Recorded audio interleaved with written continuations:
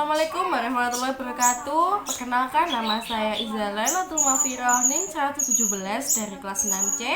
Di sini saya akan membuat video tutorial percobaan IPA sekolah dasar sederhana untuk memenuhi tugas ujian akhir semester mata kuliah instrumen laboratorium terpadu. Nah, sesuai dengan pembagian materi, saya akan membuat video tutorial tentang sumber energi, yaitu saya mengambil sumber energi matahari. Apa sih sumber energi itu? Apakah kalian sudah tahu? Yuk kita simak, kita ulas sebentar.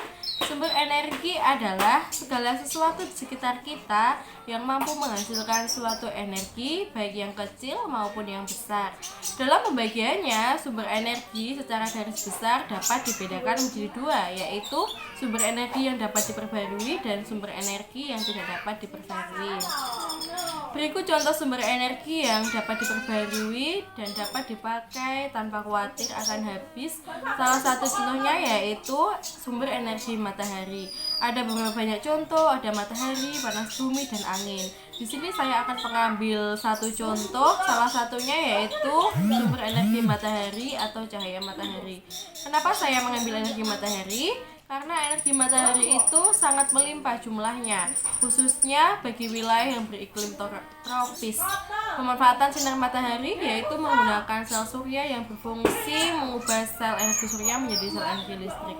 Nah, sumber energi banyak sekali manfaatnya untuk dalam kehidupan kita sehari-hari di lingkungan sekitar kita. Salah satunya yaitu untuk mengeringkan pakaian, menjemur padi, untuk menyemur ikan asin, dan masih banyak lagi manfaat sumber energi matahari. Oke, sebelum kita masuk ke dalam percobaan praktikum sumber energi, yaitu kita akan membahas tentang tujuan praktikum sumber energi. Yang pertama yaitu untuk mengetahui manfaat sumber energi matahari dalam kehidupan sehari-hari. Yang kedua, untuk membuktikan bahwa matahari merupakan salah satu bentuk sumber energi. Yang ketiga yaitu untuk mengelompokkan benda-benda yang dapat menyerap panas matahari dengan cepat. Adapun alat dan bahannya yaitu ada di depan.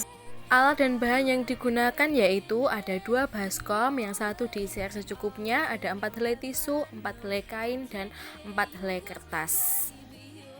Setelah alat dan bahan disiapkan, langkah berikutnya yaitu membasahi semua bahan-bahan ke dalam baskom yang berisi air.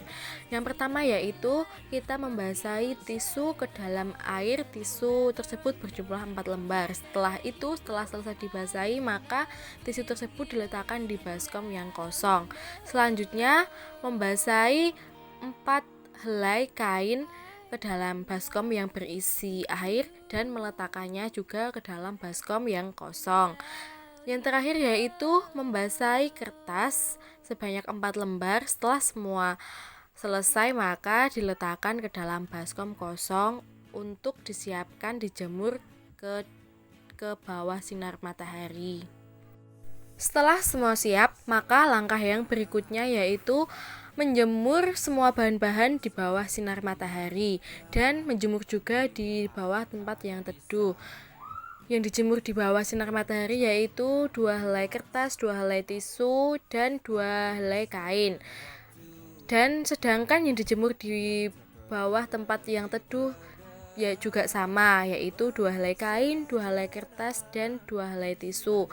Nanti kita akan membandingkan dan mengamati serta mencatat pada lembar pengamatan.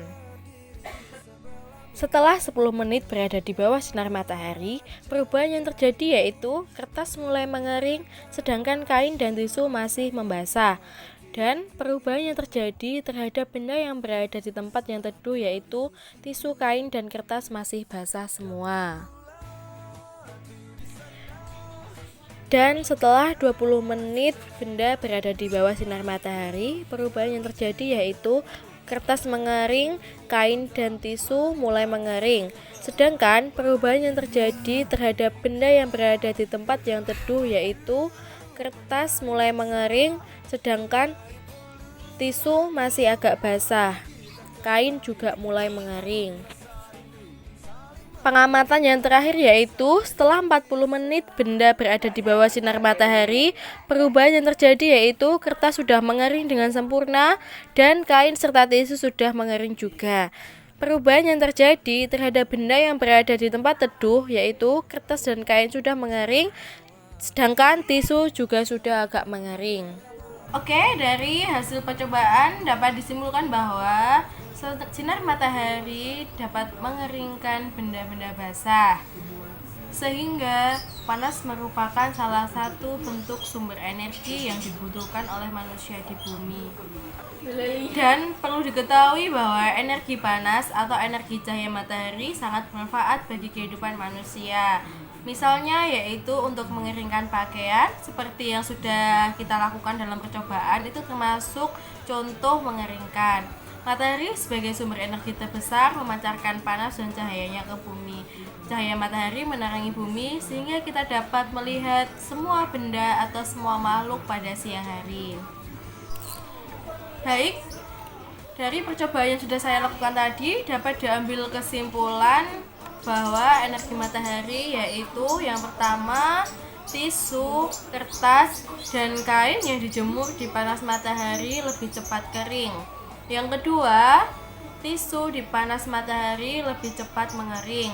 Yang ketiga, air yang ada di tisu, kertas, dan kain basah menguap karena panas matahari. Yang keempat, tisu, kertas, dan kain yang berada di tempat teduh lebih lama kering karena tidak terkena panas matahari, sehingga penguapan air pada benda-benda tersebut lebih lama. Yang kelima, panas matahari mengeringkan benda-benda basah. Jadi, manfaat matahari bagi kehidupan kita itu sangat banyak. Baik, terima kasih. Itu yang dapat saya sampaikan. Semoga video tutorial tersebut bermanfaat bagi kalian semua. Wassalamualaikum warahmatullahi wabarakatuh.